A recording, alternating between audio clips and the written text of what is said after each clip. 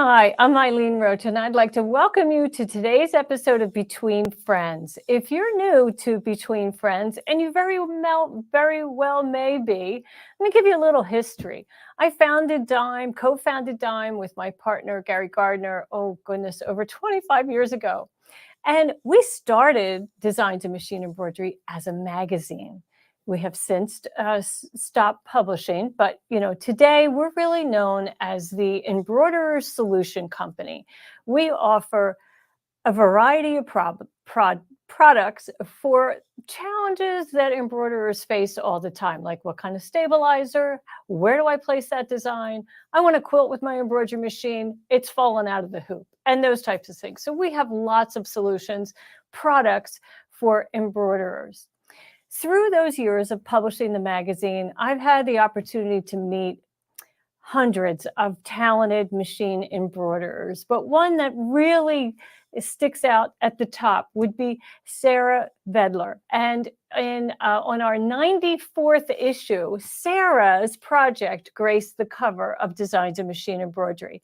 And you can see that beautiful close-up image of a applique H. Of course, this is part of a very large quilt, so it's just one block. And, she has since gone on to do outstanding projects, but I'm not going to waste any more time because I want to kind of just share with you what her whole concept is, of practical joy. And that is, allowing creativity, making beautiful things bring you joy. And so I'm going to let you meet Sarah herself, and we'll just discuss her journey and how she has turned that journey into spreading joy for lots of different people. You'll be really amazed. So welcome, Sarah. Hi, Eileen. I'm so happy to be here with you today. Oh, it's just great to have you here. I mean, we've never really had the opportunity to teach together or, even like chat like this face to face. So it's a delight to have you here. Thank you. And, your career has, we're kind of parallel, right? We started around the same time. Maybe I started a little sooner than you, but we don't have to brag about that or be ashamed of that, right? So, but I have most certainly have seen your work, admired your work through the years. And I know my viewers here at Between Friends would also be interested in seeing what you've done. So why don't you give us a little backstory on, the beginning of your career? Okay. So I started out actually as a software engineer, project manager. I have a PhD in theoretical computer science. Wow. We were just going through the numbers before. So I'm English, and I lived the first 30 years, I guess, in England.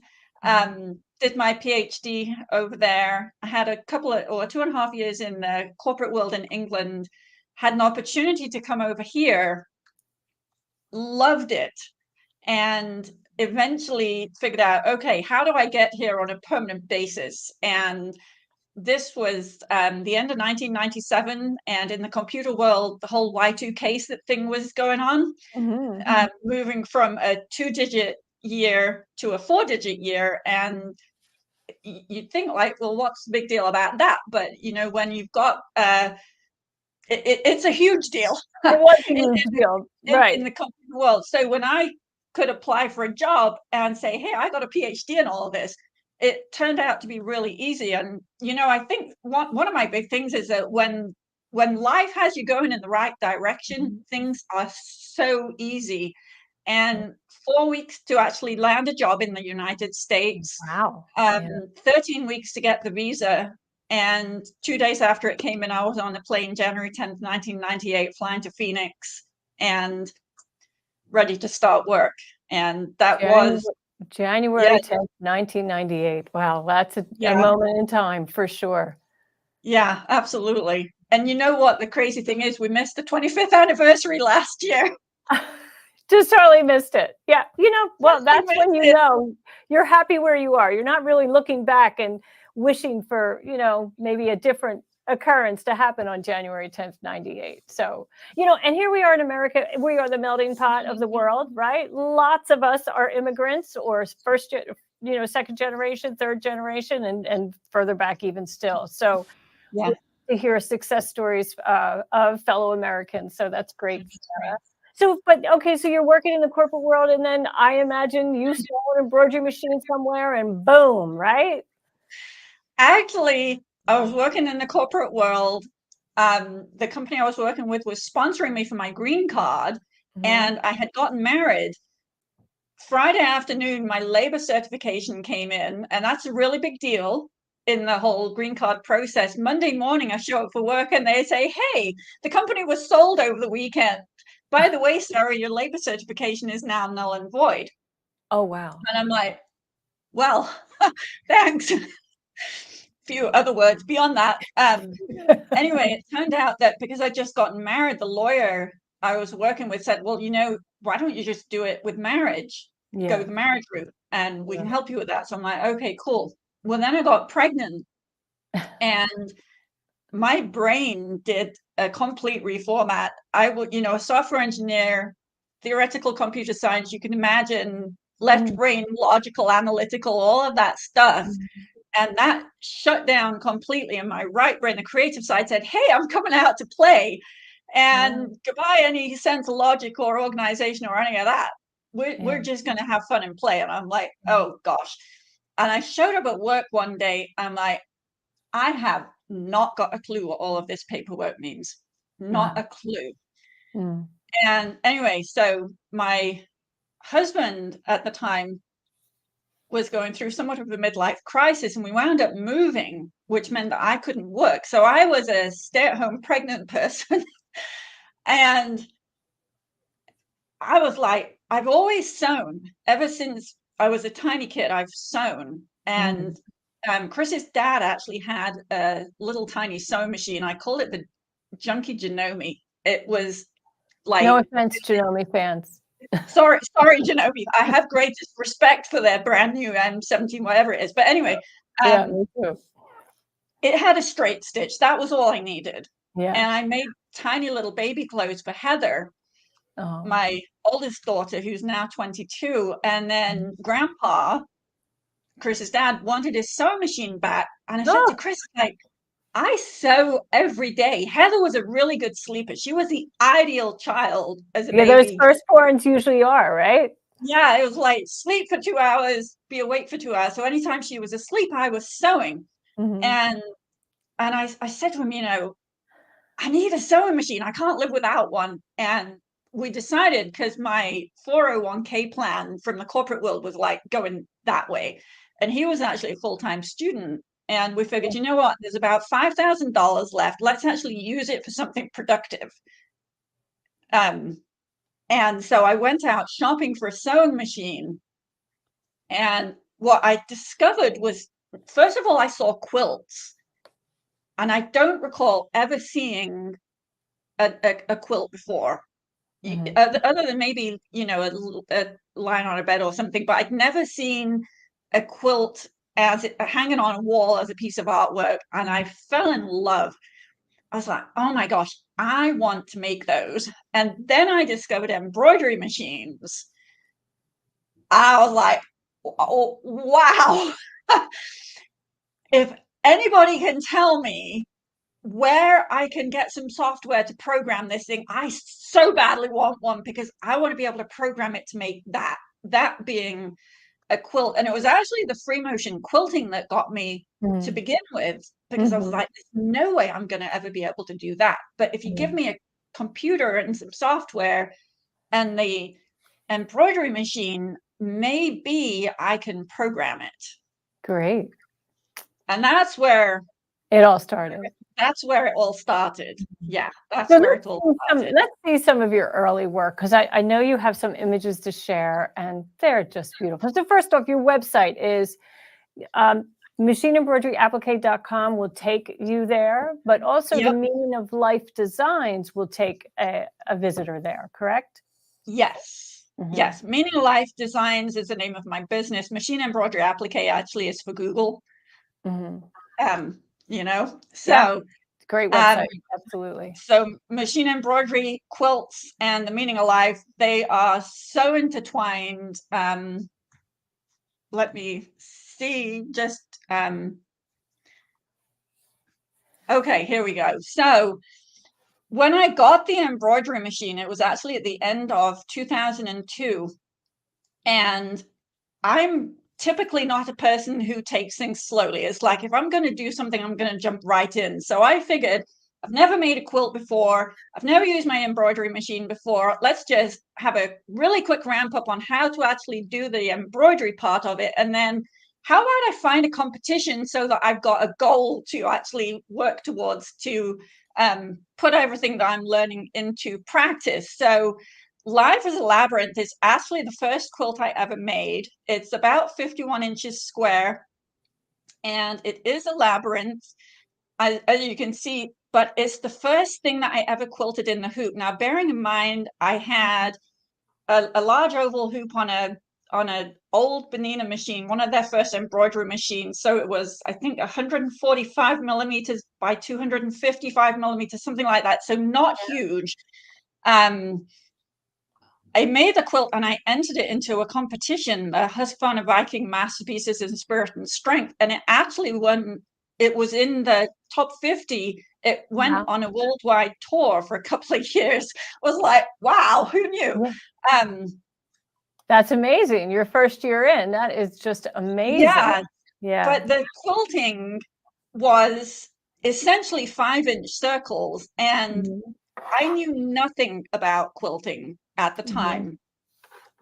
So, just using the feather stitch on concentric circles, this section in the center was was a huge learning point, because it took me 8 tries for the start point and the end point to connect with each other. And then I finally figured out, okay, I need to have the entire weight of the quilt supported if there is any hope of this thing actually connecting at the beginning to the end. So people always love to see the back. It's not a huge picture, but I knew nothing about tension back then. Yes. I had figured out, if I put the same thread in the bobbin as I have on the top, then the messes are minimized. And I knew nothing about binding a quilt. I didn't know that you were supposed to hand stitch bindings on from the back. So are you supposed to hand stitch that? I don't know. I've never hand stitched binding on. Me neither. I have a friend who was a home economics, teacher, and she's so talented, so absolutely talented. But she hand binds all her quilts, and I'm like, "Oh, you do?" And she's like, "Well, what do you do?" And I said, "I do it by machine." And she was aghast, just like, "You can do that?" I'm like, "Yeah, because I can't do it by hand. Got to get it done." But yeah, 2 schools of thought for sure. Yeah, absolutely. So 2002, I actually wound up teaching a little bit. I was playing with embroidered applique. I applique done using my embroidery machine. I started out with the whole tack and trim method, because that's what the person who knew a little bit more about it than I was doing. Hooping entire pieces of fabric. So your piece of fabric had to be bigger than the hoop that you were trying to stitch in. Sure. Learned a ton. 2008, I got divorced. So I now have a let's see, 6-year-old and a 2-year-old. And I was like, okay, I have to figure out how to earn a living here as a single mom. My dad was telling me, you need to go get a job. And I'm like, you may as well just shoot me now. I'm not going back into corporate America. It would kill me. I want to be around for my girls. I've got these 2 beautiful girls that I've been blessed with. I want to see them grow up. I don't want to be stuck in a cubicle in a dark room. you know, in front of the computer all day, and I need to do something that nourishes my soul. Right. And so I figured, okay, I love making quilts. I'm going to be a quilt designer. And so Because that's obviously easy. that's easy. And obviously the first thing that you do as a brand new quilt designer is you find a competition to enter so you can make a quilt and enter it. So January 5th, 2009, I finally figured out, okay, it's time. I need to make a quilt. I need to enter it into a competition. What's the next one coming up? So the next one coming up was the Arizona Quilters Guild annual show, which is held in March. And the deadline was January 15th. I'm like, okay, that gives me 10 days. And they only needed to see a photograph of the quilt top. It didn't have to be the finished quilt. So I was like, okay, there's some hope. I can do this. And so Jewels in Chocolate, which is the quilt on the left here, it's 5-inch circles with a little bit of pretty piecing on it. And the circles all had some design on them. You know, it's more than just applicating a circle. It's like, what can we do to the circle or do with the circle to add an element just with the thread? Sure. And so this quilt was hanging in the Arizona Quilters Guild annual show in March 2009. It actually won second place in the machine embroidery division. I was over the moon. Congratulations. Yes, that's awesome. And because that quilt was hanging there, I met Martha, who was a new designer. She did a lot of handwork. And we got chatting, and she was telling me that she was going to Quilt Market her first time. And I had Quilt Market on my radar as somewhere to go. And I said, do you by any chance need any help? And she kind of looking at my quilt and looking at her stuff. We were kind of opposite each other in the aisle. And she's like, well, what you do is nothing at all like what I do. Absolutely. I'd love if you would come and help. So I got to go to Quilt Market in Houston. No, it wasn't in Houston. It was, I don't know where it was. Spring Quilt Market in 2009. Yeah, it travels around the country. Every spring it's in a different location. So you kind of have to remember. I can't tell you where it was in 2009. So that was one of the most amazing, you know, have you ever heard this quote that goes along the lines of once you've actually made a decision, the whole universe conspires. Very true. Right? Very true. That happened. I show up at Quilt Market. I'm helping Martha. I'm helping her sell her stuff. Now, who's Martha? Do you remember Martha's last name? You know what? I'm trying to think of it, and for the life of me, I can't remember. Okay, that's okay. I just remember Martha. Yeah. I want to say Martha Walker. But she was in the hand embroidery world. So she was in the hand embroidery world. Yes. And does beautiful work. So anyway, being at Quilt Market, somebody finally said to me, so what do you do?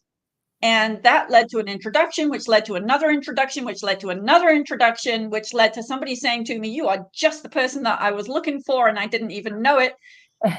You know, somebody who was wanting to bring machine embroidery to quilters and wondering how to do that.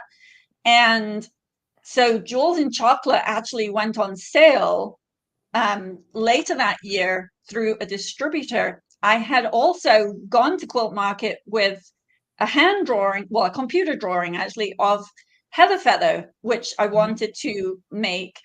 And this person is like, when can you have that ready? Is there any chance that you can have it ready by July? And I'm like, probably, maybe. And so this quilt went off to Bonini University in July of 2009 and really opened the door to me actually being a quilt designer and earning a living that was enough to support me and my two daughters. Wonderful. Now, then later in 2009, the first of the big hoops came online, right? And I didn't actually have one of the machines, but my local machine dealer was willing to let me borrow one so that I could experiment with how big can I create a design, or, you know, how big can I go given this hoop. And the Hearts quilt was born. And because of some people that I'd met, we wound up creating a silk kit and an Aurifil thread collection, and the Silk Hearts quilt was born. And this has been one of the most amazing quilts to be able to go into a quilt shop when I was teaching, and my quilt would be hanging on the wall, and reminding myself that that's not actually my quilt, because I know I've got my quilt in my suitcase, but it's one that somebody had made using the exact same colors. It was such an amazing experience to have that happen. But this really heartwarming to travel the country and see your work on display in a sewing machine retailer or somewhere else. That's quite an accomplishment, a real feather in your cap, you know. And until you have that experience, you know, you don't even know what kind of effect you're having on the machine embroiderers. So, and I most certainly remember seeing hearts around the country, because at that time I was traveling the country too, and I'd walk into a sewing machine retailer and there would be hearts. So it's a cool thing what you started.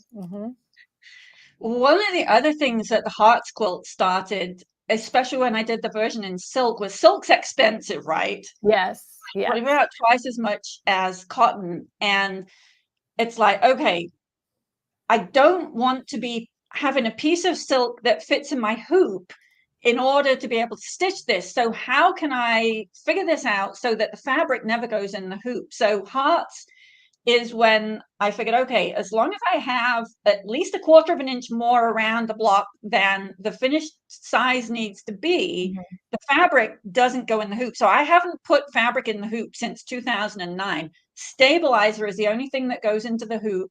And I created a system based on a crosshair. As long as you have a crosshair, you can mark where the center of the design is. That same crosshair is built into the design, and you can put that design anywhere that you want it.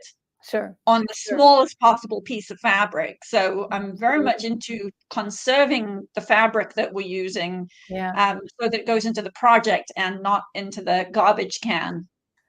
Well, Sarah, Elizabeth Cronawetter says this needs to be rekitted in silk again. So just a little suggestion there. And then Sherry Murphy says she has that Hearts quilt on her wall. So isn't that wonderful? That's awesome. That's awesome. Thanks, Sherry. So 2010 comes along, and I was teaching for my local quilt store up in Scottsdale, and I'd actually been in their classroom and was talking to the store owner, walking across the store to carry my stuff out, and I literally walked into her AccuQuilt display. And so I'm like, okay, let's just make sure this doesn't all fall over. And then the next thing I find coming out of my mouth is, wouldn't it be fun to create a block of the month quilt that uses AccuQuilt Go dies to create the applique shapes? And AccuQuilt, I think, had just come out at the time. And so the star die, the heart die, I think it was the funky flower and the round flower, and then the feather die. And the quilt store owner literally said to me, okay, here's an AccuQuilt Go cutter, and here are the dies, go create it. I'm like, oh my goodness, what have I let myself in for? So anyway, Go Bazzled was born out of that. And we had a bunch of people in Scottsdale doing it in a class live with me. And it also went out into the world. So many people made this and entered it into their local quilt shows and even national quilt shows. And it's won awards. This is the only quilt that I personally have made that's won an award. It actually won first place in Houston. I think it was in 2010 at the IQA show. Congratulations. I remember seeing it in 2010 on display. Thank you. Absolutely stunning. This photo doesn't give it to justice. Well, you know what is so funny about this? Libby Lehman was one of the judges. Was she? And she had written a little note for me in her, in a judge's comment. And she said, next time, remember to trim the little tails off the back of your quilt. because when I'm quilting, you bring the threads down to the bottom and use the thread cutter. And so you have 1/2 inch long pieces of thread sticking out. And I'd never, ever gone and trimmed those off. So just so that anybody knows, when you submit a quilt to, the IQA show in Houston, it absolutely doesn't need to be perfect, because this for sure was not. But yeah, that's a really sweet memory for Libby for me. So I thank you, Libby, for that. Yes, absolutely. So next thing I know, I'm sitting at home minding my own business, and the phone rings one day, and there's this guy who calls. He said, "Hey, this is Steve from blah, blah, blah." And I didn't understand what he was saying. And do you have time to talk? And it was about 8 o'clock in the morning or something. And I said, you know what? I don't. I'm actually going to I have to take my kids to school. Any chance you could call me back later? And he's like, okay, sure. So I'm like, okay, cool. I was like, I have no idea who the heck that person was, but maybe they'll call, maybe they won't. So anyway, he did call me back later, and it turned out to be Steve Naberty from AccuQuilt. He was the CEO of AccuQuilt, and we had the most amazing conversation. And he'd seen Go Bedazzled, and he said, Sarah, we'd love if you would create a quilt and create some dies to go with it. And so Sparkle was born out of that. One of the things about Go Bedazzled, the diamonds that I used on some of the inside, the big diamonds have the little diamonds on them. And it was like, okay, there isn't a die for that. And it was a pretty tricky numbers. So I figured, okay, the Sparkle collection is going to have a diamond die so that it can also be used for Go Bedazzled. And we wanted to do a Christmas themed quilt. So Sparkle came around also with a silk kit and an Oracle thread kit. The big tree over here on the right hand side, the leaves, if you like, of the tree are actually 3-dimensional, and they have little hooks stitched on behind the leaf, so that you can hang a little tiny ornament on there. You can kind of see I've got little beads hanging on, but these guys, the triangles are embroidered in the hoop and then assembled with a little bit of stitching. Sometimes it's like the embroidery can do a lot of things, but sometimes you need the actual sewing machine. Sure. So this was my first custom die, and people kept asking me, when are they going to do a die for Heather Feather? And AccuQuilt actually refused to do a die for Heather Feather. They're like, it's been out for a couple of years. Nobody's going to want to buy the die, and we're not going to do it. So I said, okay, well, I'm just going to create a new quilt that uses the exact same shapes. Yes. And let's go from there. It turns out that the Heather Feather dies, so 2 of them have been some of their best sellers. They are still going strong. We're 15 years after the Heather Feather quilt. Jazzylicious came along. There's actually, Heather Feather was named after Heather, my older daughter. Heather Feather, Annie Vedeler, when I'm mad with her. Jazzylicious comes from Jasmine. If you say Jasmine is delicious really fast, you wind up Jazzylicious. So she had figured out that she needed a quilt named after her. So Jazzylicious is actually named after Jasmine, my little one. Awesome. That's awesome. Yeah. Well, Sarah, let's go ahead and answer a question from Becky Munns. She's here in North Dallas, one of our frequent watchers, and she wants to know, so you were talking about, you never use more fabric than necessary. So how are you keeping your fabric on the stabilizer? Do you use spray adhesive? I never use spray adhesive. I actually, very early on when I was teaching around the country, I came across too many people, one lady in particular who had been very badly injured because of toxic chemical sprays. And I was like, okay, we are not ever going to use sprays. I simply will scotch tape or pins to get your initial placement. And that is always likely to shift. So every single design that I create for applique, the first color is always going to be a placement line, and that allows you to position the design exactly where you want it on your background fabric, which I've marked up either with a simple intersection, or we use a grid for a bigger project. If you can stitch one design exactly where you want it, then you can stitch 100 designs on the same piece of fabric, right? Right. So multiple hooping becomes super simple. Anyway, so color number one is always going to be an intersection. It might be a cross, a plus sign, it might be a cross, it might be a T. Anywhere there's an intersection. Color number two is always going to start out with a basting line. So if you can see stabilizer beyond the edge of the fabric, then use Scotch tape to hold it in place. If you can't, then use pins to just pin the fabric to the stabilizer. And then the first thing in color number two is always going to be a basting line, and that holds everything securely on the hoop. I see. Very good. Okay. Sorry to interrupt your presentation. No worries at all. Yeah. Okay, so when Go Bedazzled had been hanging in Houston, I met Ricky Timms actually standing in front of it, and he had said to me, "Hey, I'd love to have you on the quilt show." And I was actually on the quilt show. I can't actually remember when, but 2012, we're in spring break, and the girls and I are getting ready to drive up to Sedona for a few days for the spring break holiday, vacation, whatever. And the phone rings. It's Ricky Timms, and he said, "Sarah, we would love it if you would design a block of the month quilt for us for 2012." So I guess this was 2011. Okay. I'm like, "Okay, cool."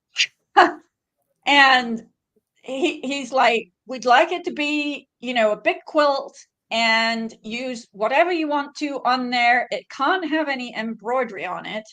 But use your applique shapes, use your quilt dies if you want to, just go to town and create a block of the month quilt for us." And I'm like, "Okay, cool." And so I get in the car and I'm driving up to Sedona, and my mind is churning. And I have a medallion quilt kind of coming to life in my mind.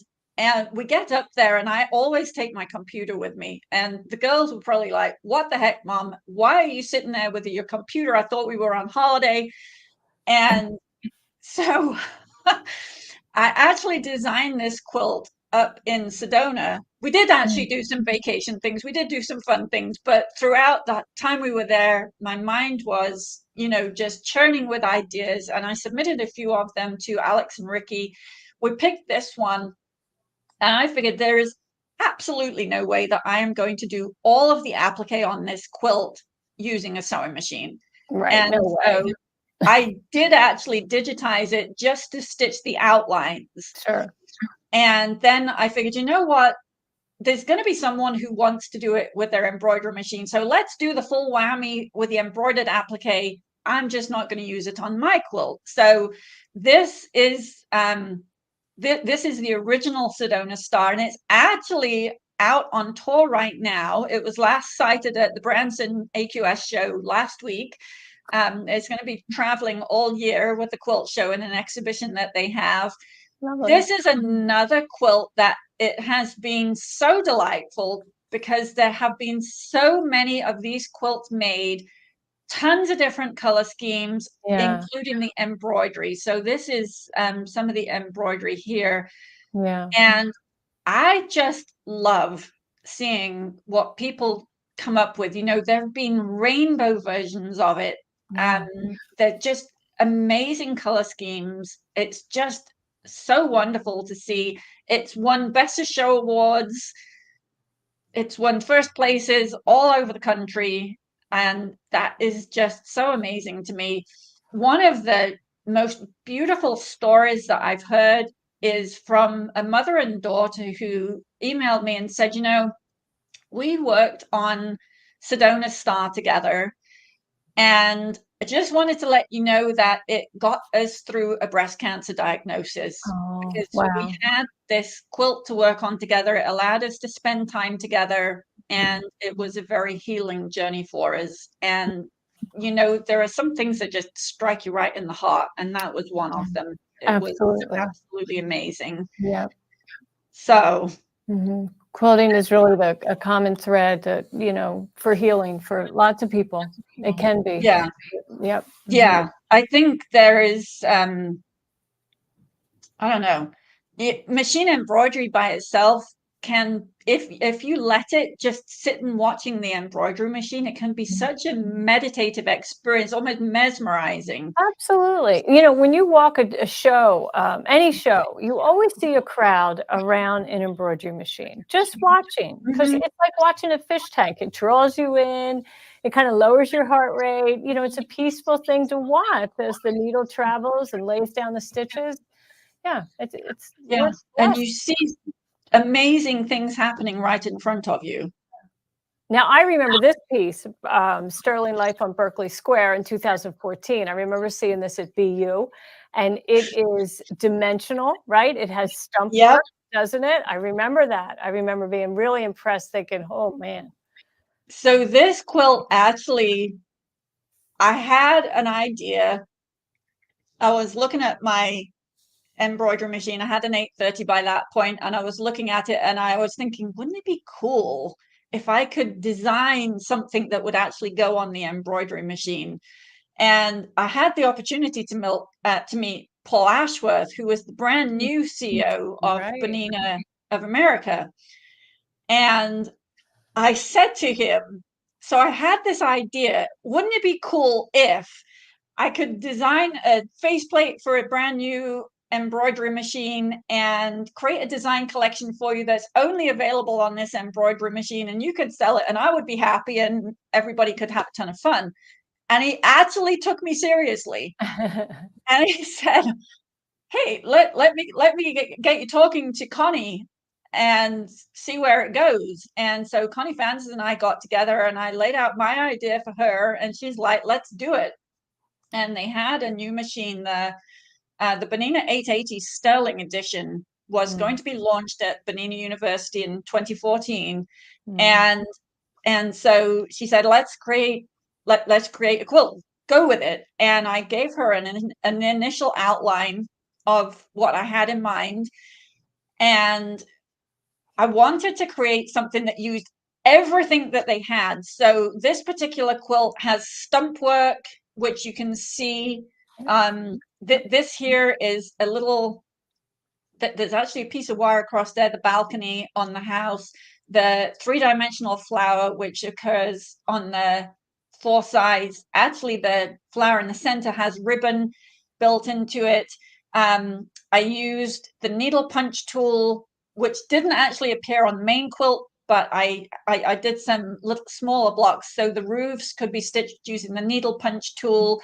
This quilt has 19,200 or something hotfix crystals on it using their Crystal Works tool. I actually had a really fun time with the buyer from Brewer. The first time she saw the quilt, when I took it to Bernina University with me, I think it was in Nashville, and she's looking at it and she's like, however did you get all of these crystals on there? And I am usually completely hopeless. I cannot tell a lie. But I managed to keep a straight face as I told her I used the East Glitzer, like one at a time. Sure, one at a time. Yeah, she's like, really? And there was a handful of other people standing around who knew the truth of the matter, and they were trying to not burst out in laughter because she absolutely believed that I put them on one at a time. And when we finally said, people did before that cutter came out. I mean, people really did. I remember discovering if I just took a regular household iron and turned it upside down, put it in a stand so it would be flat horizontal, I could put a whole bunch of crystals there and heat them at one time and then just use tweezers to pull them off instead of that tiny little wand, you know?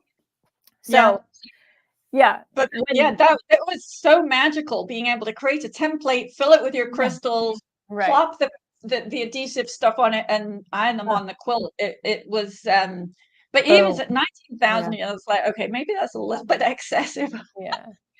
We even managed to get the paintwork tool in, so the label on the back of the quilt used the paintwork tool. Oh my, yeah, Um, that's wonderful. Really, it was. Interestingly enough, I ran out of time making this quilt. So if you look at the back of this quilt as it stands right now, Uh-huh. I didn't have time to piece it before I quilted it. So I actually quilted it in panels, Mm. and the sashing that you see is actually joining the blocks together, but I couldn't figure out that there wasn't any sashing to put the little corner houses on. So there are actually raw seams on the back of this quilt where each of these four little corner houses are put in. So You don't have to share all your dirty laundry. Here's Elizabeth Dickerson, and she says she has considered fabric as her blank canvas, and the threads are her paint, and she loves watching the art evolve. I love that too. Absolutely. absolutely. Yeah. Lots of enjoyment from that. You Well, know, let's. this quilt also had a major learning in it when I discovered that not all batting is created equally and some of it melts. Mhm. And Mm. I had quilted, it's one of the white sections. I don't remember which, it's one of these two big white sections, and I had quilted it and I still had crystals to add to it. And you need a fair amount of heat to put the crystals in. The batting actually melted. Ah, I'd used a polyester batting, and so yeah. there's a little tiny patch somewhere on this quilt where you can see that the batting's melted and it's flattened. It's like, oh my goodness. Boy, So Sarah, that's why, when you do this long enough, all of those challenges come across your machine, right? yes, Like yes, melting batting, melting thread, maybe, all kinds of things. You've seen it all, right? You've done it for yep, so long. yep. Mhm. And, it's heartbreaking at the time, but in the end, it's like you just have to laugh. You just Yes, have to laugh. That's you it. sure do. You sure do. Mhm. So this quilt, and it's the only quilt that I've ever really figured out how many hours went into making it. I figured there's between 800 and 1,000 hours from designing it through stitching it and, the whole works from a blank piece of paper to the finished quilt. Yeah. After this, I figured I am never making a big quilt again. I am just Mhm. not going to do it. You cannot pay me enough to make me make a big quilt. And so I did a bunch of smaller projects. And one of those involved creating my own fabric line, Mm. which I had it in my head, wouldn't it be fun to make a fabric line? And so I did the transformation fabric line for Benetech in 2015. And I came up with 6 different projects, and this was the first time I really did any serious quilting in the hoop. Um, it was kind of based on the fabric line was kind of based on sacred geometry, and so the flower of life motif, the Vesica Pisces, which I looked at these guys and I thought, that looks like an alien, and so this quilt actually was named Aliens in Shades. Lots of circles, Mhm. and lots of color. We actually had a rainbow of color, and it was one of those things that was like, wow, people love this. When a fabric line goes into a second printing, Mhm. it's like, wow, that's kind of Absolutely. amazing. Yeah, And fabric is really seasonal. I don't know if everybody knows that, but it is. A new line comes out, and it's kind of like vegetables. At the end of the season, it's retired, yeah, and yeah. only those that are in high demand are reprinted and available on a continuous basis. So to get a reprint, it's a big deal, Sarah. Yeah. It is. So then Benetech came back to me and said, hey, Sarah, we'd love for you to create another design collection. And we were contemplating pastels versus black and white. And this is the design collection we actually never got around to a design collection for it. It's quite possibly the fabric line that nobody ever got to hear about, because before it was released, Heather, my older daughter, had a hemorrhagic stroke and Oh. wound up in the hospital March of 2016. And so this particular fabric line never ever went anywhere. You know, we didn't finish the design collection that was supposed to go with it or anything. And that was a main turning point. And this was a period of time I came to the realization that quilters are amazing people. They are. You know, we had posted on Facebook that Heather was in the hospital. She had emergency brain surgery, and we started posting her progress, and I would get emails from people saying, "You've never met me, but I just wanted to let you know that somebody that does know you put a prayer request in our church prayer box, and I just want to let you know I'm praying for your daughter." And this was people all over the world who were sending me messages just because some photos we posted, and my community being quilters, they had gotten everywhere. It was like, wow. They're kind, giving, charitable people, the whole group. They really are. Now, Yeah, absolutely. your Heather would have been 16, 18? How old was she? She was 14. 14. Yeah, she was 14 My at the time. Imagine your 14-year-old having a stroke. So, Sarah, I'm going to stop you here because I want to share with everybody what today's special is, and then we're going to come back and hear how Heather's, stroke really kind of changed your whole world. So let's take a look. Excited to share with you this highly requested new product. That's our stable cut dispenser in 20-inch size. This 20-inch stable cut dispenser has all the same great features as the original 12-inch size. It's a beautiful sturdy box with a nice decorative finish and a built-in slide cutter. The stable cut dispenser in 20-inch size works with 20-inch rolls, but it also works with our new 15-inch size rolls. So let me show you how to use it. So to use the stable cut dispenser, you're going to simply remove the interior box and put your desired stabilizer in the bottom. Insert the top and feed your stabilizer through that opening. Now, I already have one set up to show you how it works. It does come in a 2-pack, so it's perfect for your most used cutaway and tearaway stabilizer. To use the stable cut dispenser, it's really simple. You're going to pull out the desired length of stabilizer and simply use that slide cutter to get that perfect cut. Wasn't that easy?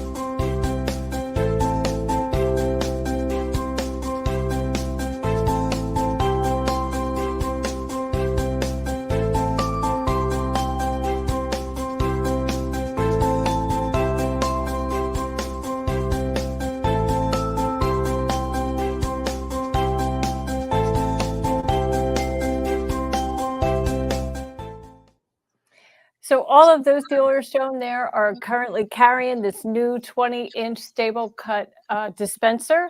And, we love it here. It just makes storage of your stabilizer and easy access available right in your sewing studio. So we hope that you'll take advantage of that special this week. It's the same price as the earlier smaller version, which was, I think, 15 inches, but the new 20-inch, you're going to love that for your bigger rolls.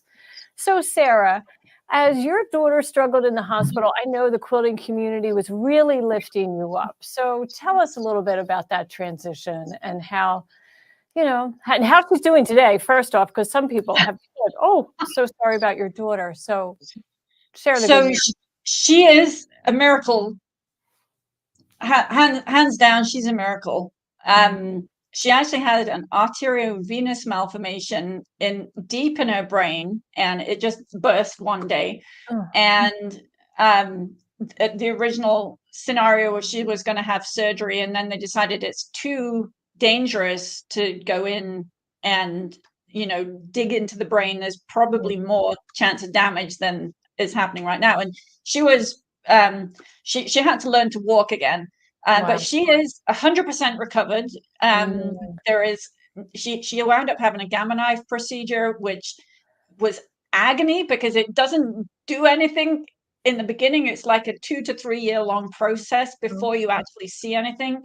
Wow. And so you need to have faith there that a miracle will occur, right? Yeah. And we actually had, she had the gamma knife procedure the day before her 17th birthday. She was in the hospital. The nurses actually gave her a little birthday cake. Oh. And we had seen, they had to do a angiogram to confirm that the AVM thing had gone. And neurosurgeons are kind of like gods. You don't get to meet them first. You have to go through the minions, if you like. I'll bet. There's not many of them in the population. I know, but we'd been told to show up to meet the neurosurgeon who was going to do this last angiogram, and we got to meet the fellow who worked for him, and he knew nothing about us. Knew nothing about Heather beyond what you could see in a medical record. And she was having seizure-like activity, and his response was she survived a grade 4 stroke, hemorrhagic stroke, which is a miracle all by itself. And after gamma knife, which doesn't actually work, there is now no remaining evidence. So she is pure miracle. Wow. That's wonderful. That's so wonderful. And I think a large part of that is because the community that was surrounding us at that time were praying for her. I don't care what you believe in. I don't care who you prayed for, but the generosity of our community knows no bounds. Yes. And lifted her up, I'm sure. It was instrumental in her healing, for sure. Yeah. She's had her difficulties, but she's going to graduate from University of Arizona in a couple of, probably about a month or so, May 10th. Oh, wow. What a celebration you'll have. Yeah. Well, speaking of graduating, talk to us about the National Honor Society, because, Laura Parks here says prayer does wonder. And I know that this all kind of comes together into machine embroidery. So go ahead and share that. Let me just, so lots of things happened.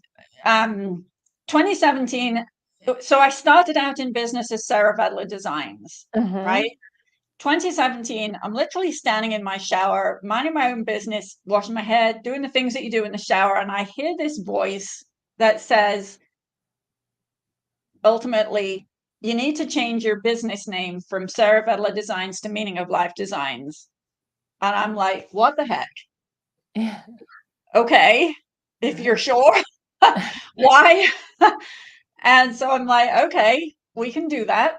And so we changed. Yeah, we literally changed my business name from Sarah Vedeler Designs to Meaning of Life Designs. One of the things that I realized when Heather was going through her difficulties, she suffered from a lot of anxiety and depression, as well as the as a result of the stroke. Sure.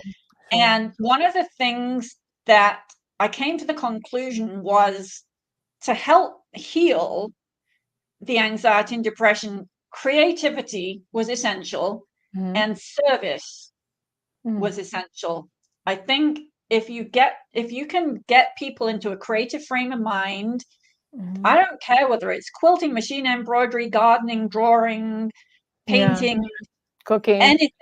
But when you can get somebody doing something creative, it changes their life. When you can get somebody serving in the community, it can change their life. When you're suddenly looking at somebody and like, oh, wow, I actually have it really good. Yes. When I see this person. And if you can combine those two together, then I think miracles can happen. So we, when Heather was in the hospital, when we arrived in her ICU room, there was this little blanket sitting on the bed, just a little simple fleece blanket, and it had the edges fringed. And we still have that blanket today. And, ever since then, I'll be like, what can we make using machine embroidery to give to the kids? Surely there's something. And I had in mind a little heart pillow or something that we could just say, hey, somebody's out there, somebody's loving you, somebody, you don't know them, you don't need to know them, you just know that there is somebody, right? And with a little gift for you. And so I had that in the back of my mind for the longest time. And then we had created in 2022 an Advent quilt with little Christmas stockings. And I had figured, I wonder what would happen if we made little Christmas stockings and offered them to the kids. Now, COVID had been and gone at this, been and stayed around, I guess. And Phoenix Children's Hospital was on lockdown as far as handmade gifts. So I was like, okay, so what other community of kids could we serve here, give a little bit of encouragement to? And so we offered to the foster organizations in Arizona. ASA Now is a foster organization, and they have all kinds of programs for helping the kids. And I said to them, hey, what would you think about little Christmas stockings to give to all of the kids? And they were over the moon, overjoyed about this. And so I put it out to the community and said, hey, make a Christmas stocking or two and send it to me, and we'll offer them up to the kids. And you can see this is just a couple of people here who stitched up stockings, way more than one, right? And people were sending them in by the dozen. And we actually received over 800 of these little Christmas stockings. They're 100% stitched up in the hoop. And Nadine had said to me, hey, I'd love to make some little cards. And so she printed, or she stamped all of these little tiny cards. So every stocking, we put one of these little cards in there, and it says, know that you are loved on there. We gave them a little notebook and a pen and said, write your dream down on a piece of paper, pop it into your stocking, and know that miracles can happen. And not just at Christmas time, but all year long, right? Yes. And Heather and Jasmine are in the National Honor Society, and Jasmine, particularly her year, were always searching for volunteer opportunities. And so I said to them, as like, well, what if you came over and learned how to use the embroidery machine and stitch up some stockings to give to the kids? This is where the kids got to experience creativity. They got to experience service. They're doing this in order to make somebody else's life just that little bit better. So these are some of the stockings. And the kids between them made about 50 of these stockings. They would come over for 2 or 3 hours after school. A day or two a week. And they would just get stitching. And whilst we were doing that, I had also approached another organization, Foster Arizona, and they have the young adult housing program. And they had said to me, we don't want little stockings, but can you make us some big stockings? And big, they were saying 20, 22 inches. That's The big. young adult housing program, yeah, that's for the kids who have aged out of the foster Sure. system. Sure. And, I sometimes have an inability to say no. Yeah. And so I'm like, sure, I can make 30 big stockings for you. No Yeah. problem. Right. And I put the phone down. I'm like, glory, hallelujah. What have I just let myself in for? And so I put it out to my digitizing and design masterclass students and said, hey, this is what we need. Can you create some designs for these stockings? I gave them a template and said, whatever comes to mind. Yeah. And so they heard it. We actually wound up with more stockings than we needed. These guys are all 22 inches tall from the top to the bottom of the toe. Mm-hmm. And we took them over. They loved them.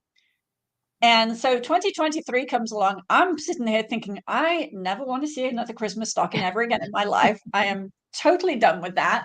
But Pravindi, who I think she's the treasurer from the National Honor Society. Oh, smart girl. The same week, she called me and said, Mrs. Vedeler, are we going to make Christmas stockings again this year?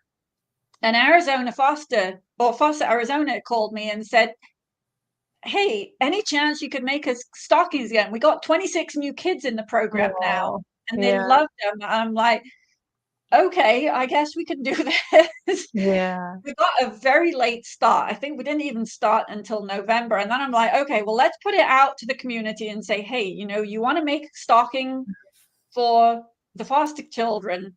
And by this time, I have a friend who works at Phoenix Children's Hospital, and he came back to me also right around this time and said, hey, Sarah, I just want to let you know that Phoenix Children's Hospital has eliminated the lockdown on handmade goods. Mm-hmm. And I said, well, what if we were to make them, what if we were to make some of these big stockings? And he's like, go for it. And so the NHS kids again came over, and they actually stitched up a dozen of these things. Now, bearing in mind that one of these stockings takes anywhere from 6 to 8 hours to make. That's a lot of work. Yeah. That's a lot of work. Absolutely. We managed to collect 26 that went to Foster Arizona, one for each of their kids, and we had over 100 that we took to Phoenix Children's Hospital. Isn't that wonderful? And they were given out. This year, I was like, okay, I've had this hopping in my mind for such a long time. Now I can actually do something about it. So we created the Awakened Heart Collection, and it is a series. There are 7 different designs, and there are 3 different sizes. Everything is based on how big is your hoop, right?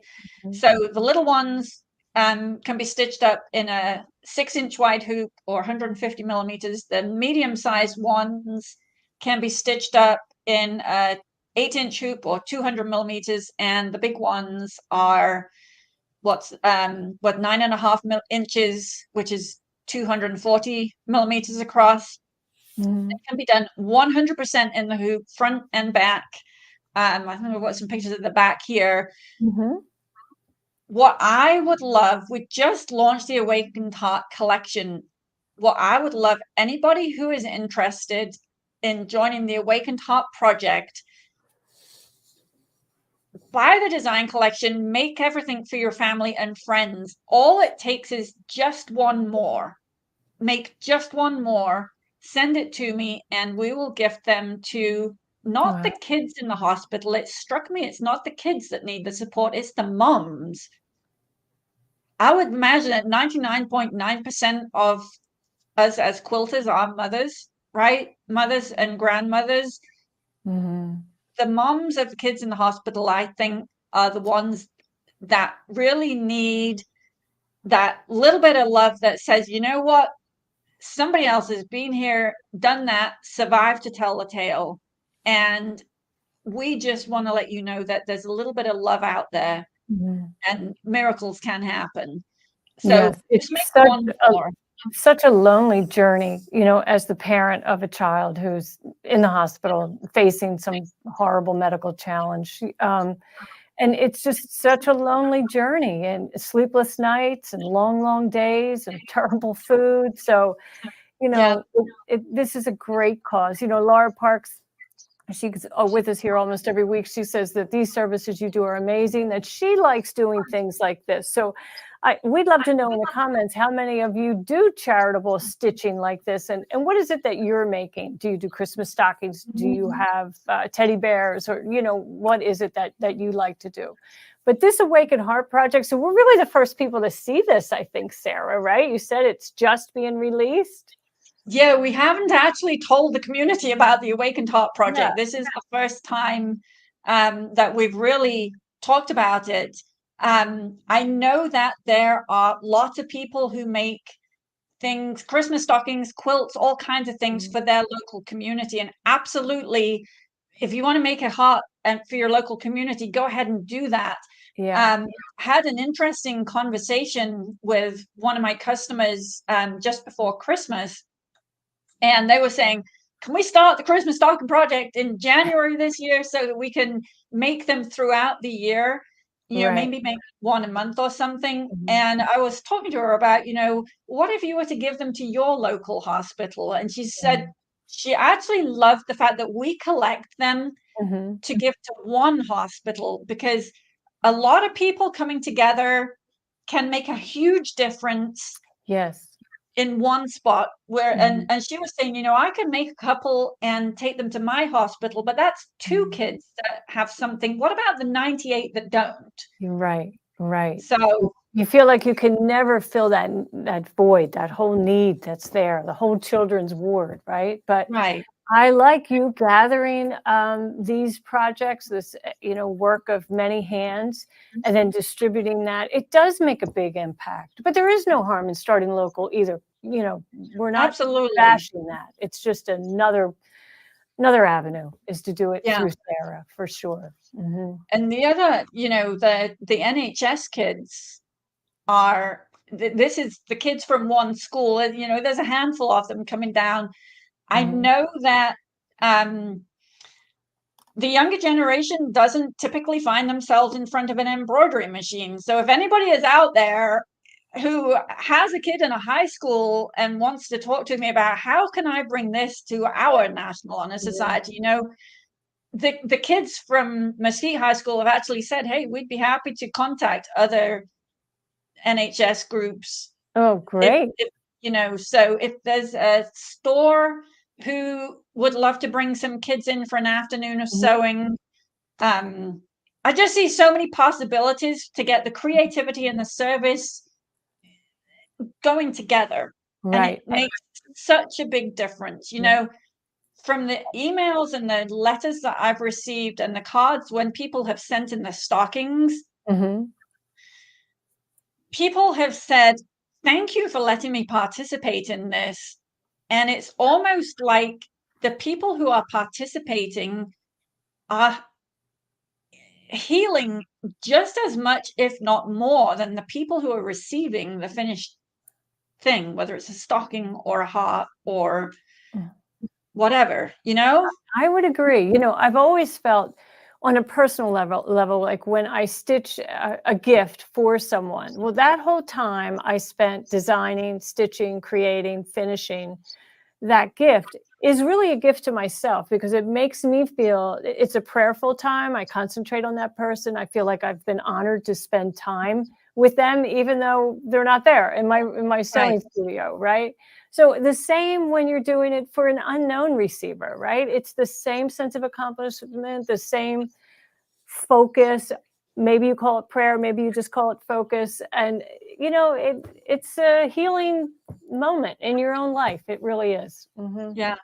One of the things that struck me, I heard earlier this year, is if we would all love ourselves and love just one other person, the whole world could be transformed. And I really believe that as quilters, as machine embroidery people, loving ourselves is creating the time to do what we love, to make something, to get our hands on the fabric and thread and spend time with our embroidery machine.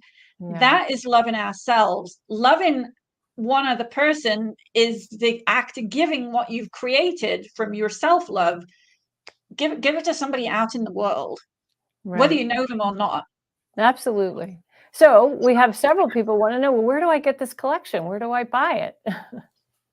This is just a quick sample of some that have already been stitched up by Oh, our wow. customers. I love seeing everybody's choices, color Yeah. choices, amazing things happening.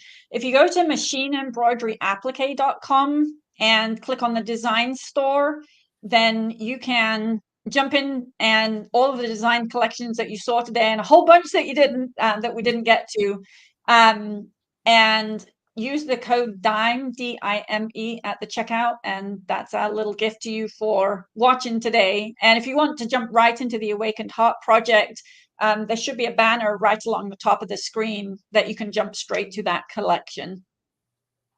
That's awesome. That's awesome. Laura Park said the time you heard that small voice in the shower was God. Could have been, right? Yep, For sure. absolutely. So many people do stitch for others, like Vicki W. She's, part of two different groups, embroidery flags for veteran patients in hospice in Greater Cincinnati, and another makes heart pillows for cancer patients.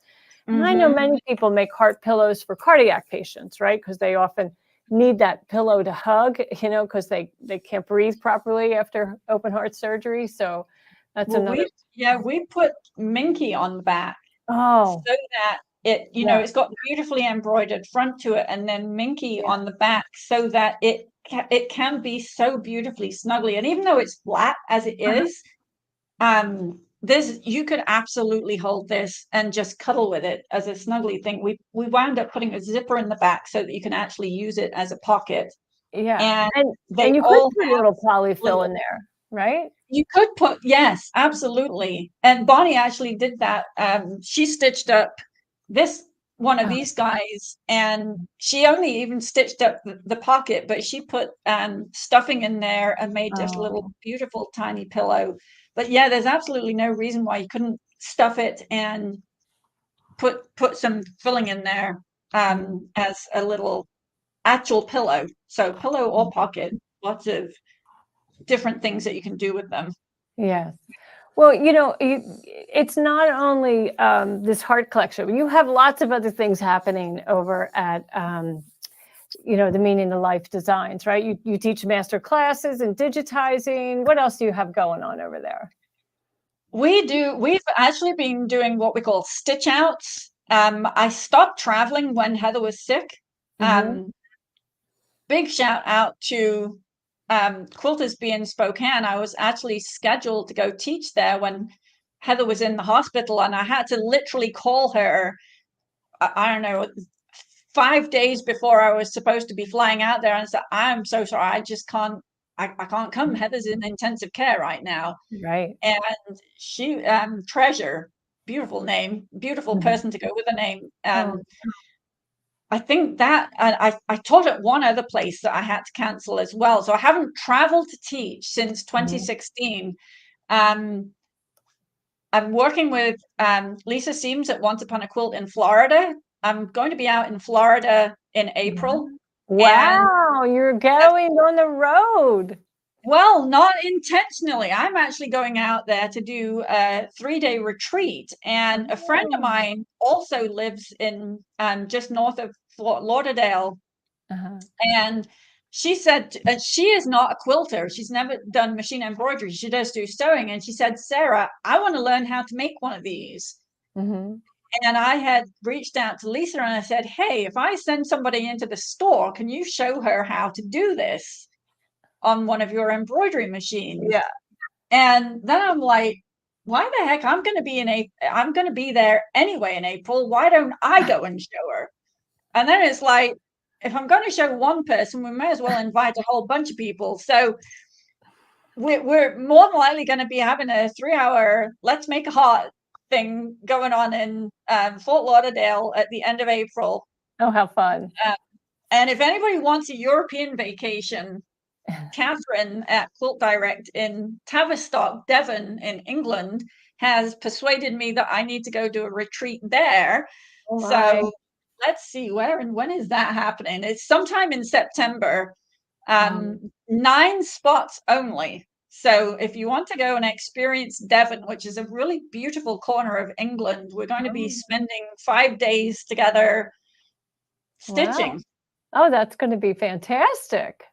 And we have tons of stuff going on online. We do these stitch outs on Zoom, and I love it because I get to stay here at my house, and everybody else gets to be at their house and in their sewing room or on the dining room table or wherever they sew. And we actually, people actually will stitch stuff, you know, and I answer any questions.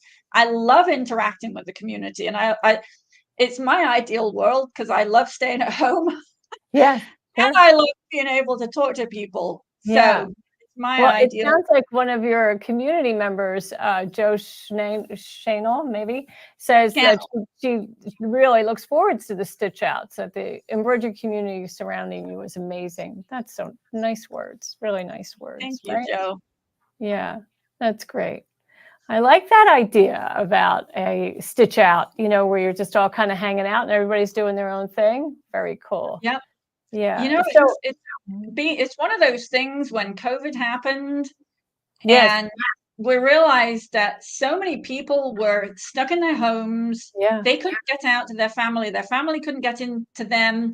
And I figured, you know what, let's invite people onto Zoom. And if you want to chat, then you can participate in a conversation. If you just want to sit and look at some smiling faces, then that works too. We'll just talk about machine embroidery. I'll answer any question that you have. Right. And we do that twice a month on the first and the third Friday. Yeah, the first and the third Friday every month. Wow. We get together in a Zoom room. We just started going live on Facebook and YouTube. And how long are the sessions? An hour. An hour. Very nice. Well, if there's lots of questions, we'll just go on for however long. Well, Ellen Buck wants to know, is this for the whole collection, or is this a single design for us? So it's a collection that you purchase, right? You don't sell them individually, correct? We work on complete design collections, although we do have the complete one, and we also have what I call the beginner version.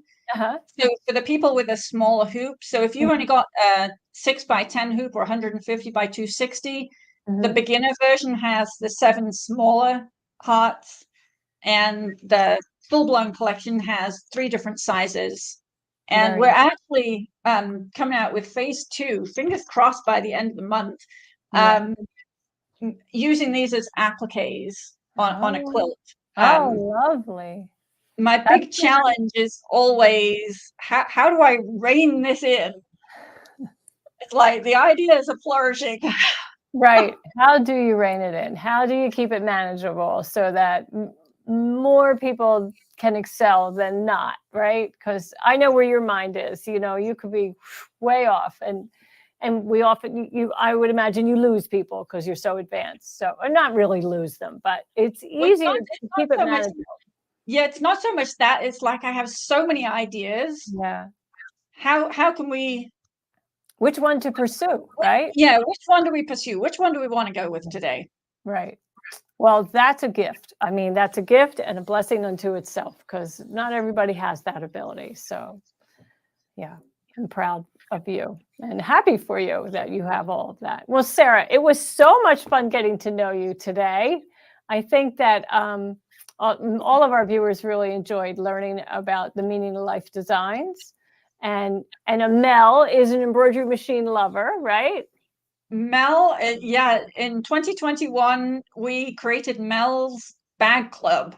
1 bag a month for the entire year. Wow. And Mel is a character who came to me. I was walking around the park and I was like, Mel is this machine embroidery lover. She loves to create things with her embroidery machine, and she just loves to have fun. Yeah, getting you a hands probably on have fabric some. and thread. You probably have some slides on that we fast forwarded through. Do you want to pop one of them up there? We had, let me see. Yeah, we have Mel's Bag of the Month Club. That was actually a really interesting challenge, a brand new bag every day or every month. Yeah, We made it all the way through 2021. We did 6 more in 2022. Everything stitched up in your embroidery machine. Beautiful. We've since done Mel's poses for Mel, Mel's Practical Joy. Again, Mel just loves to create, right? Yeah. And Practical Joy was actually based on a book that my friend Shannon wrote, Practical Joy. And she had drawn the hand illustrations in the book. I had seen, actually, it was the illustration for this little boat block down here. And this is like a full-size quilt. It's, Wow. I don't actually remember the dimensions of it, but just based on seeing this one little block, I thought, oh my gosh, that would be so much fun to create in color as a quilt that you could actually snuggle with. It's like the joyful experience of creating it in the first place. And then what would it be like to actually snuggle in joy at the end of it? So this, we love to create different techniques and fun ways of doing things. And so this particular quilt is made one block at a time, quilted in the hoop. So the applique done first, the borders are some of the borders are pieced in the hoop as well. This one is just straight strip piecing. This one is triangles pieced in the hoop. Each of the blocks is appliqued, bordered, quilted in the hoop so that the back is just as nice as the front. No stabilizer involved in quilting. And then I created this sashing technique where this is a 1/2 inch wide sashing where the back looks as nice as the front, and it's all done in one shot. Because I think usually there's sashing on the front and a different kind of thing happening on the back. Yeah. But this is this sashing is one piece of fabric that does the front and the back all at the same time. And I think that is going to revolutionize how people can put quilted in the hoop blocks together and have a beautiful finish to it as well. It's gorgeous. I love this soft palette that you selected. Thank you. Yeah, we had so much fun with the colors. And Vicky here has mentioned that the Practical Joy measures 73 by 89. So that is quite full size for sure. Yeah, perfect. Thank you, Vicky. Yeah, this one particular block is 32 or 33 inches tall here. So it's beautiful. Just gorgeous. That's the back. Lovely. Thank you. And then we always back to the binding. I learned from Ricky Timms how to do how to do a piped binding. And then I figured out, okay, let's figure out how to do this with not a single stitch of hand stitching anywhere. Love it. Love it. No hands pipe binding, which just finishes everything so beautifully. So we had a couple of people say, the dime code on your website isn't working. So maybe just send an email. So yeah, send me an email and send Sarah an email through her website, and she'll get right on that. But right now she's doing this. One thing it won't work for the Awakened Heart collection right now because that has 25% off already anyway. Okay, fair enough. Everything else. Good. Well, maybe that was the real issue. So. Gee, Sarah, so many beautiful projects that you've created through the years. I mean, each one is just breathtaking. Really, it is. Thank you. Yeah. There isn't one that I'm like, oh, I would never make that. Each one I'm like, oh yeah, maybe I would have time to do that. Doesn't happen very often. Well, Sarah, I will say we're not a quilt in a day kind of project. Right. We're I'd love to really get into doing this, and this like heirloom quality. I want to spend a good amount of time doing this. I'm not expecting a quick result. Right. And it's really the journey. It's the stitching. So it doesn't have to be fast. It doesn't have to be Right. quick. It's really the process that you enjoy and many of your customers, viewers love too. It's why they do it. Yeah. One of my best favorite things ever. I love to challenge not only myself but my customers as well. And so I'm always after creating new techniques, new ways of doing things that you didn't think you could do, like quilt. Who knew you could quilt an entire queen size quilt in the hoop? Well, you can, without Yeah, all of the sashing. sure. It is absolutely possible. But one of the things that I love the most is my customers who say, "Oh my goodness, I can't believe I made that." And I Yeah. love it. Right. And I did the whole thing. I didn't have to send it out. So Linda Johnson wants to know, where can she learn the sashing and border piping technique? We actually have that as a class that's available, and it's a recorded video. And if she pops me an email, I can't remember if we have it on our website store or not. I can definitely point her in the right direction for that. Okay. So Linda, do that for Sarah and she'll steer you in the right direction. And info@meaningoflifedesigns.com. And so Sarah says that the dime discount is not working. So if you remember, it's not going to work on the Hearts collection because that's already discounted. It will work on her other product. And speaking of product, this week episode is sponsored by our Stable Cut. So let's go ahead and take a look at that. And, it'll be on sale all week. You get 2 in a pack. And, it's a nice, pretty decorative cardboard box with that sliding cutter that you'll be able to just use in your studio so quickly. Oh, Sarah has one too. And so let's take a look at when Ashley Jones is going to be back in the house. That'll be April 2nd. She'll be doing her software success, all about getting started with Perfect Stitch Viewer. So I hope you'll join her then. I mean, she's a wealth of information. And if you've missed any of her Facebook Lives and YouTube Lives, you most certainly can watch the rebroadcast. And then... Oh, wrong mouse. I have 2 mouse here. Please don't forget to subscribe. Let us know that you like this content that we're providing by liking us on Facebook and subscribing to our YouTube channel. That tells us that we are, doing what you want us to do. So next week, I'm going to be back with Sue W. Brown from OML Embroidery. She'll be joining me. And we are going to be quilting a queen size quilt on an embroidery machine. It's set up over there. And I'm just doing a little pre-work, and by next week I'll be able to share all of that with you. Super fun. Let's see, our on the house design. I know many of you love this every week. It's a free design available for you to download. You just go to our website dzgns.com to grab that free design. You go to free projects, and of course that's sponsored by our Thread brand, right? And we would really hope that you would share your projects on social media by using the hashtag exquisite thread on the house and dime sew along.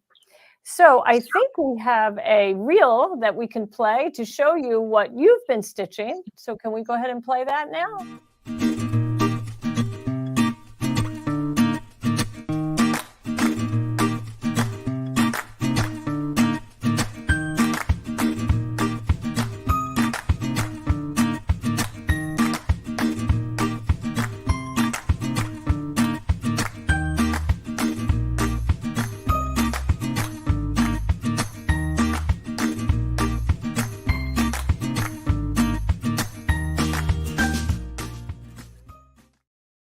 Oh, they like those bunnies. They were really spectacular. And this is the Highland cow. I don't know if you've been on social media lately, but you're seeing a lot of these Highland cows. They have the big shaggy fur or hide, I guess we should say, with some nice horns. Not quite long horns, but horns nonetheless. So please take advantage of that this week. And then I'll be back here next week. Sarah, thank you so much for joining me today. It was just a delight to have you here and to see your beautiful work and learn more about your journey. Thank you so much. I have had so much fun sharing everything with you. Great. Okay, we'll have you back. And we'll let everybody know, maybe after your Devon trip, so we can hear all about that. I would love that. Absolutely. All right. Thank you, Sarah. Bye, everyone. Keep Bye. stitching.